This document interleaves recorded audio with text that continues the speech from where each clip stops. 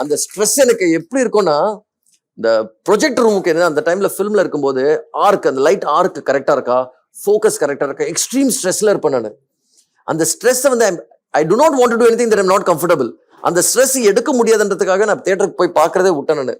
என்னோட ஃபர்ஸ்ட் படம், ஃபர்ஸ்ட் எழுதி பண்ண படம் எந்த லெவலுக்கு அப்படின்னா, அறிந்துமறை ஆம்பலம் தேவி பாலால ஷோ ஓகேயா ரிலீஸ் ஆயிருக்கு, சந்திரமுகி ரிலீஸ் ஆயிருக்கு.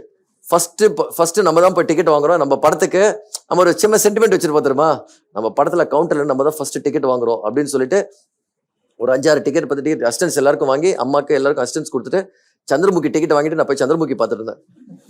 ஐ குடன்ட் டேக் தட் ஸ்ட்ரெஸ். இன்னைக்கு வரைக்கும் பில்லாலன் டைம்ல படம் ரிலீஸ் பண்ணிட்டு night early morning 3 o'clock show something. ஆக்சுவலா நைட் 12 மணிக்கு முடிச்சுட்டு ஃபோன் ஆஃப் பண்ணிட்டு தூங்கிட்டேன். Because I didn't want to know what's happening. இன்னைக்கு வரைக்கும் என் படம் பார்க்க மாட்டேன் தியேட்டருக்கு போயிட்டு, because of the anxiety and the stress level.